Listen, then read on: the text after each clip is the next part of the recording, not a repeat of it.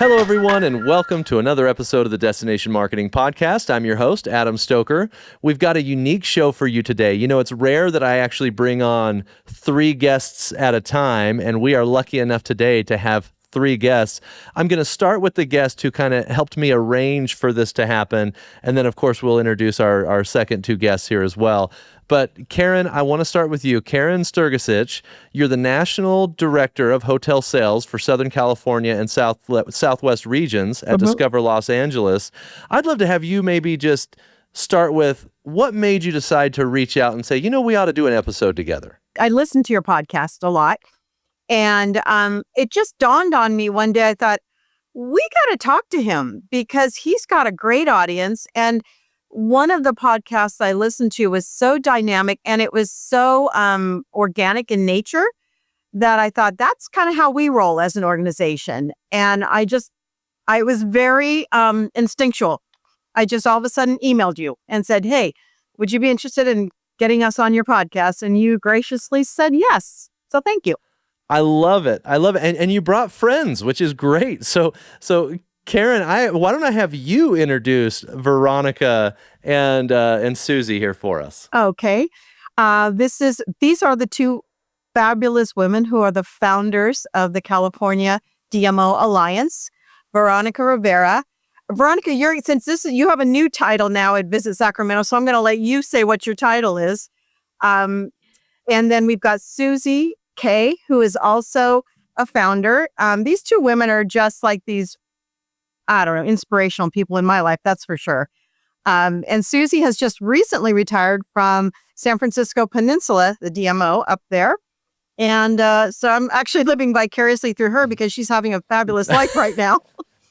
But she's made it. Veronica, I'll let you say what your title is because I'm so sorry. It's a new title. I haven't gotten it in my head yet. I'm still in San Diego with you. Don't worry. I think there's still moments where I have to remember what my title is too. So I was very fortunate to get a promotion. And so now I am the Director of Convention Sales and Services for Visit Sacramento. Awesome. I actually had Mike Testa on fairly recently talking about some of the things they're working on in Sacramento. And you're part of a great team, and I'm sure we'll have a fun conversation today. Suzy, what is the retired life like? I mean, we're all kind of building towards where you just got to. So tell us about it.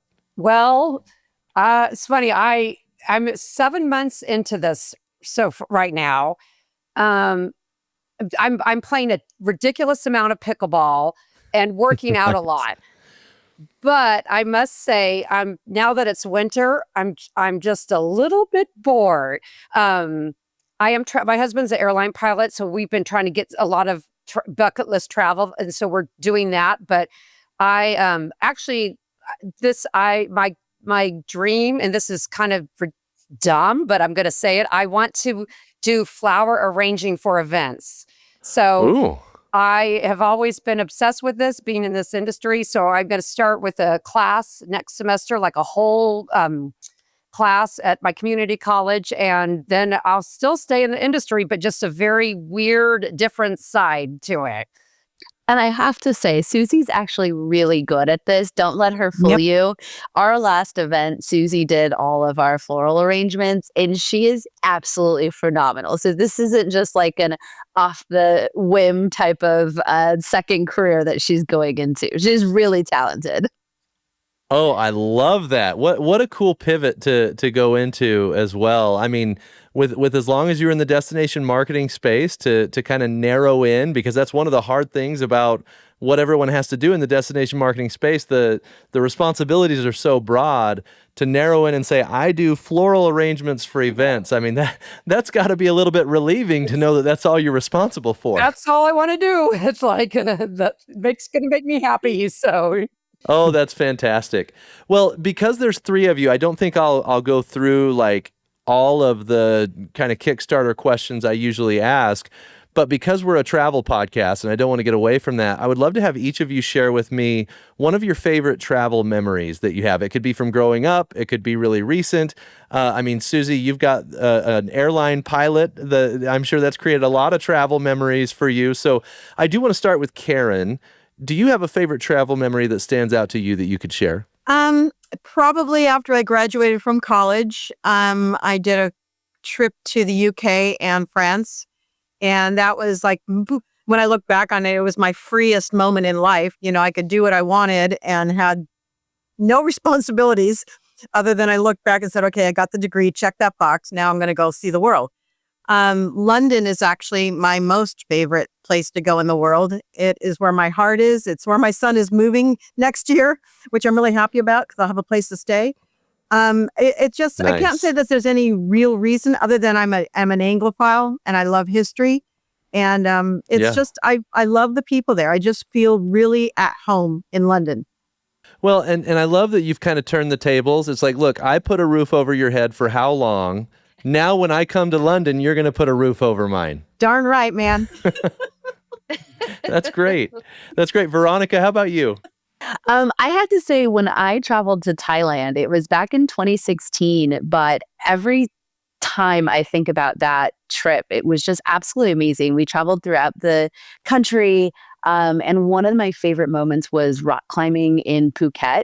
So it was not only exhilarating, but we were rock climbing overlooking the ocean. And so it was exhilarating and beautiful and just everything that you want a vacation to be. There were just so many experiences that I'm still so fond of, and I can't wait to get back there. And anytime someone says they're going to Thailand, I just want to hear all about it and share everything I have to share with them. I love that. My brother actually went on a trip to Thailand. I've never been there, but he got bit by a monkey. And so my entire perception of Thailand is like, you better watch out for the monkeys, because there was some medical stuff he had to do as a result to make sure he wasn't bringing home rabies or something like that, which, if you got to know my brother, you'd wonder, maybe it stuck with him a little bit, but that's my perception of Thailand. I'm glad you've got a different perception. We did have our rock climbing guide. His name was Monkey Man, and he rock climbed with no shoes and chased the monkeys up the tree. So I think you have to have a Monkey Man when you are in Thailand. So I don't know. There's my advice as well.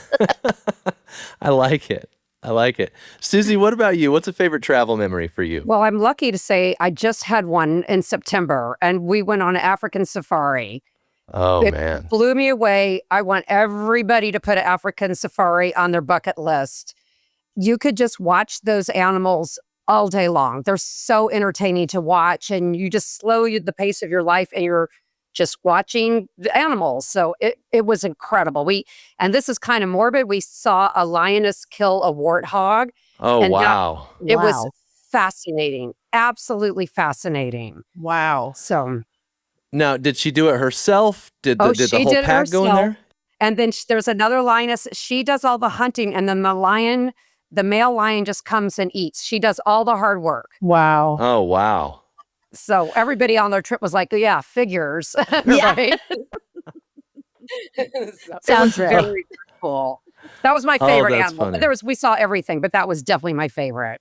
Oh, I mean, how could you, seeing something that's so kind of raw like that, how could that not be the highlight of your trip? That's amazing. It was amazing. Well, incredible. Well, I'm excited that you all are here. And Karen, I'm going to have you do a little bit of the lead in to now our discussion here, because you guys have created a really unique organization that I believe has a lot of benefit for especially destination marketing organizations in California. And so I'd love to have you walk us through how the organization got started and why you've got DMOs all over the state of California that want to be a part of it. Well, as I said earlier, we got started because of these two brilliant women during the pandemic. And it was, it was just such a bizarre time. Nothing, if everybody was talking about this pandemic and, it's not going to last. And it's like, oh my gosh, everything was so uncertain. These two women came together and just started talking about, how can they help each other and and then Veronica, I believe it was, that had the idea of stretching it outwards to other DMOs. It was more like those local SoCal DMOs. So it was Anaheim, San Diego, who else? Carlsbad, local, very local. And it really was just a place that we all came together on a conference call to talk about what was going on. California was one story because we were really heavy on restrictions early on and we were the last to open up. In my situation, Los Angeles was even more so. We were the last city in the state to open up. So it was part support for each other, confessional for each other, because there was so much layoffs. Hotels were being laid off. My particular organization laid off, or actually let go, about 75% of the organization. So there was just a few of us standing, and it was rough, man. It was really rough. So coming together with this organization and like-minded people, it just expanded from there. We're a proper little organization. We came together as leaders and said who can do what. Veronica was the president, and she really was the one that kind of divided and conquered our skills, figured out what we all can do to best support this organization, and rightfully put someone in charge of a little membership window. And we started opening that window more and more. And that's kind of how we grew. We're very organic, very grassroots, but we've grown up now to a proper organization, and we're pretty big. I love it. So Veronica, I'll go to you then, because as the president of the organization, I want to ask you, you started out just having kind of these tight, simple conversations with some of the key peers that you had in the industry. I guess I would ask, why formalize it into an organization that now has a very specific mission, vision, and purpose? What made you decide to create that level of formality? Yeah, definitely. So I couldn't have done any of this without Suzy. She was definitely my right hand, and having a think tank and leaders in the organization that have kind of come together to help build this up wouldn't have been possible without everybody's support. But I have always told the team that I want the California DMO Alliance to be an organization of value. So everything that we do from a destination marketing organization standpoint has to be of value for us to show that value to our customers and the members in our destination that we represent. So I always tell the team that if any one of our leaders were to jump on the call with us at any given time, they would see that what we're doing is not just a waste of time. So we get together once a month and have since the pandemic for an hour. And every time that we get together, there is a speaker series that we've incorporated where we welcome guests into the conversation. We talk about any pain points that are going on, industry trends, or anything like that, right? So for me, I understand that our time is of value. And so it was important for me to make sure that every time that we're spending that 1 hour of time, we can go back to any of our stakeholders or our sales leaders and say, this is what I got from this. So I think that's just indicative to who we are as DMOs. We're always trying to share what our value is. And I think that translates really well into now what the California DMO Alliance is. Great. So Suzy, obviously you've been involved from the get-go here. What were some of the challenges that you encountered in trying to go from kind of a lunch group to a formal organization that has membership and value exchanged and responsibilities? What was that like, and what challenges did you run into? Well, we definitely, I think our group took off. It kind of blew up. In 21, when we saw things were going to start to loosen up, our members started going, let's do events together. Let's do this together. It was just this incredible energy. But one of the challenges, I'll speak quite bluntly, was our leadership was a little bit like, our leadership in our own organizations was like, a little bit like, what are you guys doing? We don't understand this. We had Visit California's ear too a little bit. They were really excited about what we were doing because they can incorporate some of their smaller DMOs. We can touch those smaller DMOs. So the biggest challenge was, I think, our our leadership and our individual organizations were kind of like, whoa, hang on a moment. What are you doing? We want to make sure Is this you're a not union? stepping on our toes. Would you all agree that was the Of biggest? course, yeah. Okay, moment, yeah. And that was a surprise. Suzy, when was the time that it shifted from, hey, we're skeptical of this to, okay, we're embracing this? I think so. Veronica, when did we have a bunch of phone calls? Maybe fall of 21 ish or fall of 22 ish. Yeah, I definitely believe that was around the time where we were able to have a conversation with the gateway cities and our chief sales officers and have that exact conversation, what we're doing, what our mission is, and how we believe coming together to collaborate would only bring value to all of us. Right. Okay. So, Veronica, what's the mission? Oh, she's we're a group of destination marketing organizations that come together with our collective networks to help and improve um, our our partnerships and collaborations. So, and it's changed a little bit over time, right? Yeah. Karen, how'd she do? She did well. I think that we struggle a little bit because to answer that question, Adam, because we did start so humble. We did start so small.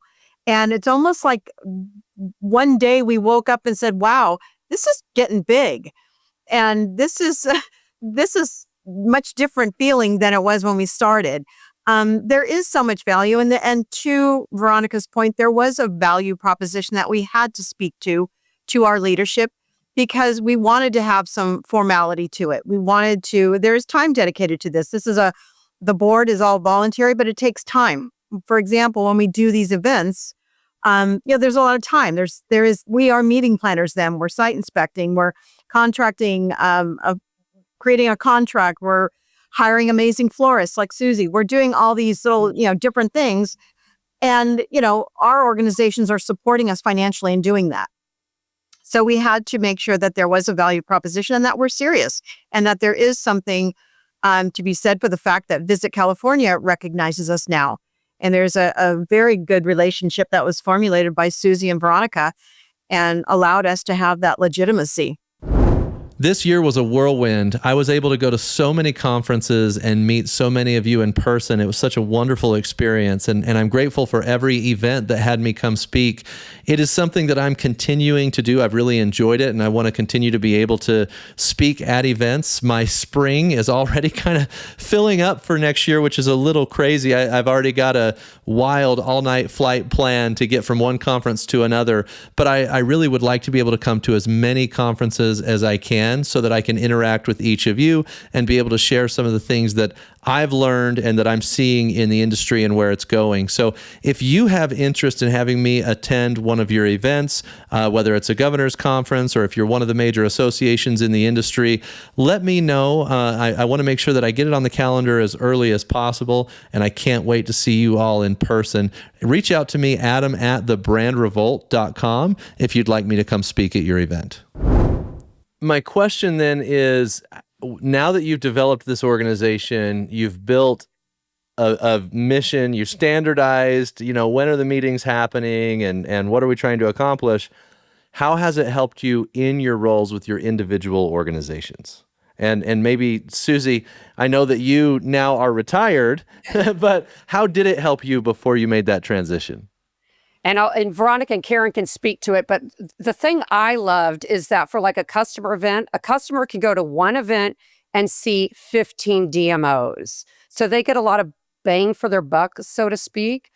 And actually, I would get customers and leads from my other DMOs. Like when I was with Santa Barbara, if Santa Monica couldn't host a group, I get the call, do you want to look at this group? We do share customers. So it was very invaluable. So you built an effective referral network between you and the other DMOs, and that's a very tangible value that you can then go back to your leadership and say, "Hey, I'm monetizing this thing. I'm getting leads from the referrals that we've built with other DMOs." And even like on those customer events, I would bring my list of customers, but maybe Karen and Veronica have new customers that I don't have coming to the event. I mean, that's a gold mine right there. Yeah. Yeah. Karen, how about you? Same. In that we were able to share a lot with the smaller DMOs. We were able to give them exposure because we have maybe a more robust client list, being a first or a second tier city. The other piece of that was that we created, like I did I did sales calls in Arizona, and I'm about to do them in Utah with counterparts at other bureaus. So that, for example, we're doing one. I'm working with San Francisco Peninsula right now. We're going to go to Utah because we're trying to target a market that has been kind of dormant for a while for me and dormant for them. And so we're going to do North. She's based in Northern. I'm based in Southern. So we're able to, bring potential clients not only to our state, but, maybe their rotation will be they want to go to Northern or they want to go to Southern or, it's just an opportunity that we are able to share our knowledge and our collective kind of even energy, if you will. So, and it works. It really works. Great.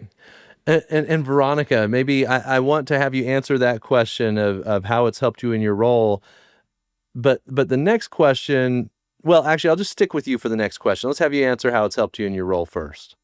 Yeah, I would say we have a document and on all of our calls, a structured time to talk about upcoming shows that we are participating in as DMOs. So if there is a show, and I'm talking about industry shows, whether it's Connect, Smart Meetings, anything like that, we're able to understand how many California DMOs will be at that show. So then we can have either a bigger strategic presence there, whether it's hosting a customer dinner or, something like that at the show to enhance that experience. Or if it's a show that maybe we haven't really seen a lot of ROI at, we're able to have those conversations in these monthly calls. So going back to how does that help my DMO? That's saving us money, because we're only going to shows where either myself or other DMOs have seen that ROI. So I think that's huge, especially for smaller DMOs that they don't have the resources, or maybe they're a one-person show, right? And so you want to make sure that you're going to go to those industry events that do give you the biggest bang for your buck, and you're able to reach out to 50 other destinations and say, what are those shows? What do they look like? So I want to play devil's advocate here, not because I feel like there needs to be a big challenge to this, but I'm sure I've got some listeners that are asking some questions. And I think the first question that I would ask is, if Visit California and the California Travel Association is doing its job, why does this smaller organization need to exist? And Veronica, I want to stay with you for that. Yeah, definitely. I think it's truly there's different roles that we play.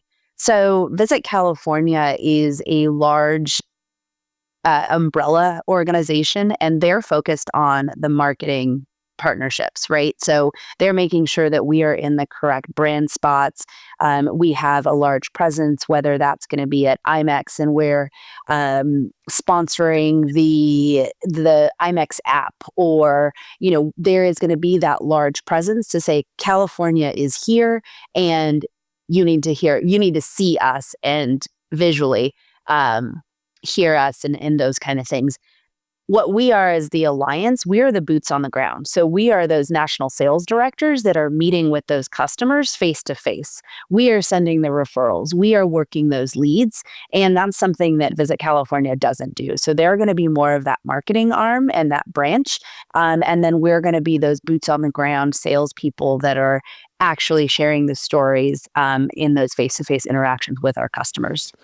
So one of the key components then of your organization specifically is, while there's already a lot of facilitation of marketing, partnership, and collaboration, sales partnership and collaboration needs a home. And that's what you guys have created, is a home for that sales collaboration and partnership. Definitely. Cool. Okay. So knowing that, I think there's probably sales people all over the country that would benefit from something like this. So after going through what you guys have been through, and actually I'm going to, Suzy, come to you for this one. Would you recommend that salespeople in other states start looking at the different relationships that they have and consider going from the monthly lunch group to more of a formal alliance or organization? I mean, 100%, 100%. I think it would benefit every single state. And it just would take maybe from your listeners, like somebody in that state, kind of like a Veronica, the leader saying, I think we should do this. Let's make this happen. So I think every state could benefit from it. Great. Karen, anything to add there? Well, I think every state is unique. California is quite unique. We are the size of many countries. There is just so much diversity here, diversity of climate, diversity of desert, beach, mountains, all sorts of demographics. And I think that we know California. We're homegrown. We are, as Veronica said, the boots on the ground. We talk to the buyers of this state. We know what the buyers of this state have to deal with. And we're a good voice for Visit California, who's that, higher elevation than we are. And I think every state should do this. It's an opportunity to really know your state and know your people in your industry in the state. Yeah, I like that. I want to, Veronica, you guys are still a really young organization, right? Like, this was born in COVID, and it started as a small lunch group, and it's evolved so far, so fast. If you stay on your current trajectory, I think you'll be the size of like Microsoft in a couple years or something like that. But in all seriousness, when you think about your vision for what you want the organization to become, what does that look like?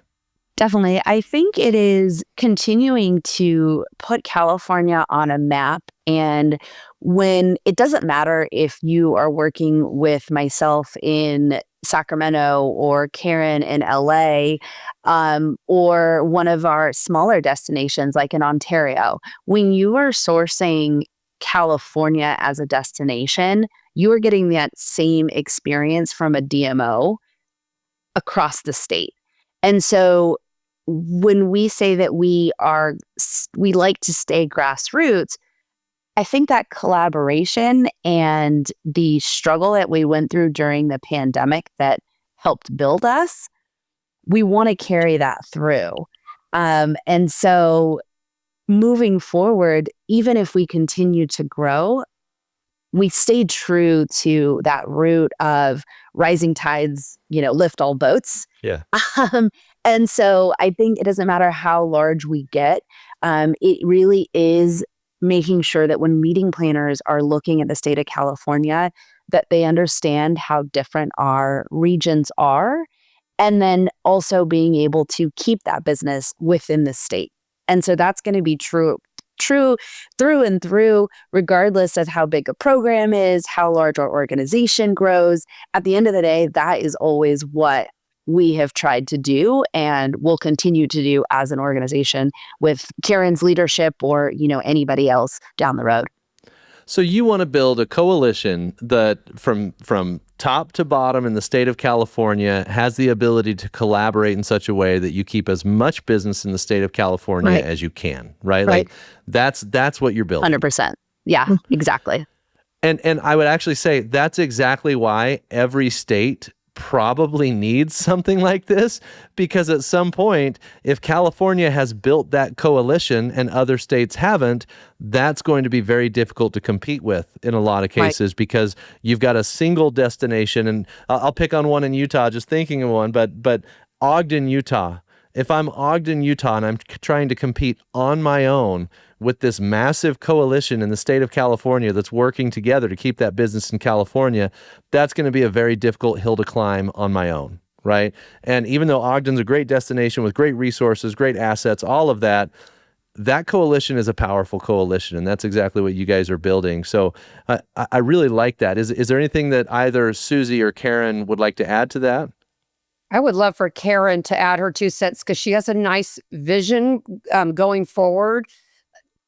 I think that going back in my background, back to the hotel days even, when hotels even sold as a destination first, you understood, you were able to speak intelligently to your clients.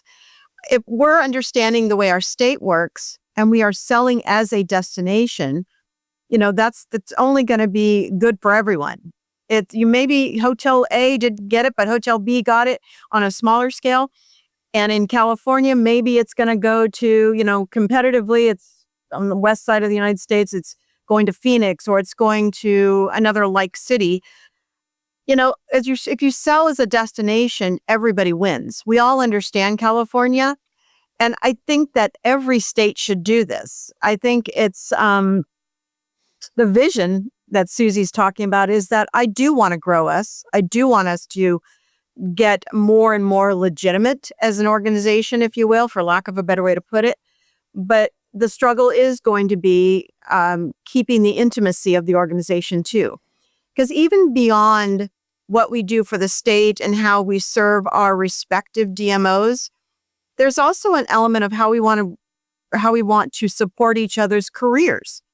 When someone, for example, let's say, Veronica has an opening in Sacramento, that's something that we want to have a specific page on our, at this time, Google Doc, which says, here's what's going on. Here's some openings, because that's what the nature of our industry is, move around. Yeah. But the nature of the DMO is a little bit more stable, right? Hotels, salespeople move all over the place. DMOs are the stable force. And it's an opportunity for everybody to kind of grow their own careers as well. And we're learning from each other. There is such a rich opportunity to learn from each other. And that's where I want to take this, not just to, make us more of a California-oriented thing, because that is definitely the core mission, but it's also our respective careers. How can we lift each other up as well? Yeah. I love it. I think you guys have, in a short period of time, built a really interesting organization that clearly, if there wasn't value, it wouldn't grow, right? And so Right. You're clearly providing significant value to your members. I want to pivot the conversation, if that's okay. I feel like the three of you have all been in the DMO space for a long time, and I think I'd be wasting the conversation a little bit by not asking you for a summary of some of the key advice that you would give others that may be early in the space or maybe learning and hoping to get to achieve what some of you have, especially you, Suzy. And and I wonder if I could just take a moment with each of you and have you give me kind of a summary of what you feel like is the most important piece of advice that you could offer to those that are younger in the industry, not by age, but by experience, of course. And Veronica, I wonder if you could start us off. Yeah, definitely. I would say for me, I never really aspired to be on the DMO side when I was young in my career in hospitality, because I just don't think I understood what the DMO career path looked like. But to be able to sell a destination is phenomenal, because I don't get to just work with hotels and I just focus on the one hotel that I'm selling. I get to understand and fall in love with an entire destination. So when I'm talking to my customer, like, I'm talking about the experience that they get to have when they arrive at the airport, and then that transportation company that's going to get them from A to B, and then the offsite venues that they're going to go to, and the culinary scene, and all of that. So I think what I would advise young people in the industry is really understand and make sure that if you're going to go on the DMO route, you're not just choosing a destination to support that you don't love and you don't know. Find something that you love and be able to connect with that community in that destination, so then you can go out and share that story. with whoever you're trying to sell that to, because there is an authenticity that comes through and shines when you truly do love and you have those intimate connections with those people that you're representing in that destination. So what we get to do as DMOs is truly it's just a very rewarding feeling. And I would say this path of selling is great because you really get to shine and like show what your destination has to offer. Yeah, I love it. How about you, Karen?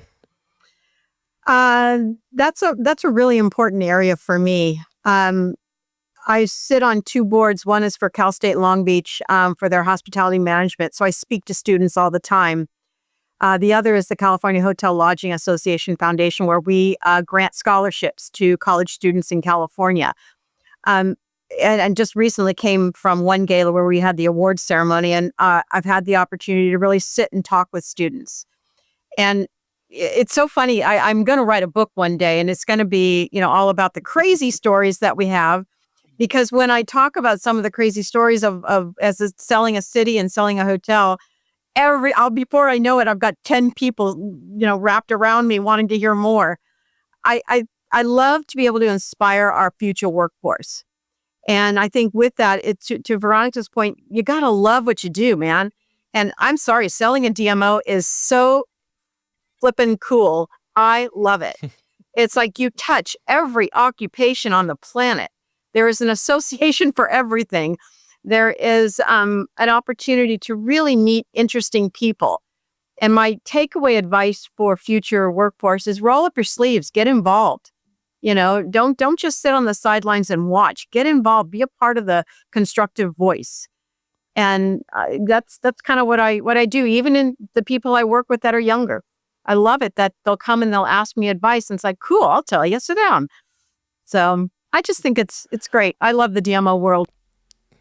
Awesome. I want to thank you for giving me one of the sound bites I'll definitely use to promote this episode as well. It is so flippin' cool.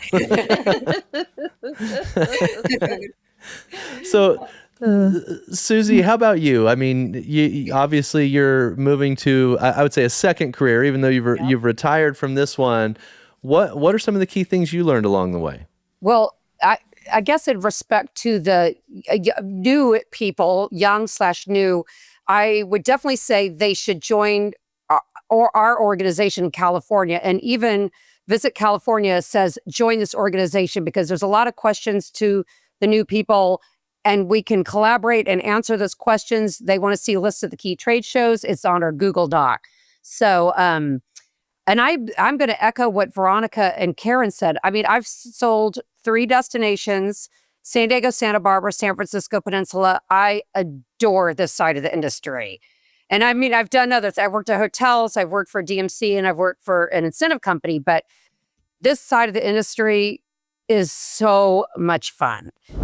If you haven't heard of CMO Jam yet, honestly, where have you been? This has been one of the coolest things I've ever had the opportunity to be a part of. In August, we brought together 12 of the most brilliant marketing minds in the destination marketing industry, and we were able to talk through the challenges, difficulties, but also wins and successes. And we talked about the future of destination marketing. We talked about the impact that AI is going to have in our industry. And it was such an amazing opportunity to spend an entire day with some of our brightest peers and watch them interact and discuss the challenges that they're going through on a daily basis and how every destination marketer can plan for the future. CMO Jam was a massive hit, and it's now being released as episodes, and episode 1 just came out a couple of weeks ago, and you're going to continue to see those episodes released weekly. You can find them on Brand Revolt's YouTube channel. You can find them on Tourism IQ. I've shared the link to them on my LinkedIn, and I can't wait for you to see what happened at CMO Jam. Give it a listen. It has been wonderful to chat with all three of you today and learn more about the California DMO Alliance. I wonder if people hear this and want to learn more, whether it's how to join your organization or even if they want to pick your brain on how to start it in another state. Karen, why don't you tell us the best way for people to get a hold of you? They can email me directly. I'm happy to speak with anybody. And I can give you my email address in this, or I don't know how you want me to do that. Sure. Yeah, It's that's great. Karen. And okay, let me just first say, first name Karen. I have a crazy last name. People in the industry call me Sturgy, and it just helps a little bit. But my last name is pronounced Strgacich, and my email is KS as in Sam, T as in Tom, RGACICH at latourism.org. So give me a shout if I can help you. I should have looked at your email address before to know that I was asking the person with the hardest to remember email address to be the primary point of contact. If people want to learn about you, Veronica, what's the best way for them to do so? Yeah, I'm really big on LinkedIn. I absolutely love the platform. So please always feel free to connect with me there. You can also send me an email at vrivera, that's RIVERA, at visitsacramento.com. Great. And what about you, Suzy? So if you want to learn or anybody have advice on how to do floral for events, I would love that. LinkedIn's good too, SUZYKAY. That's probably the best way. I have like an old antiquated Yahoo email, so find me on LinkedIn. Awesome. And then for the organization, do you have a website for that? We do not yet. We are in the process of talking about that on our next board call. I love it. More to come. But that's the thing. It's a young organization, and you guys have already accomplished so much, and that's part of the growing pains is all right, time to build a website. Let's keep the legitimacy going. So we do have a LinkedIn page. Okay. California DMO Alliance. Perfect. And we do post, yeah. Look them up on LinkedIn then, California DMO Alliance on LinkedIn. Thank you to all three of you for taking the time to join us and have this conversation today. I really enjoyed it. Thank you so much. Thanks, Adam. Appreciate you. And thanks everybody for listening. If you enjoyed today's episode, don't forget to leave us a rating or a review. It helps us continue to bring you amazing guests like Karen, Veronica, and Suzy. Thanks everybody, and have a great week.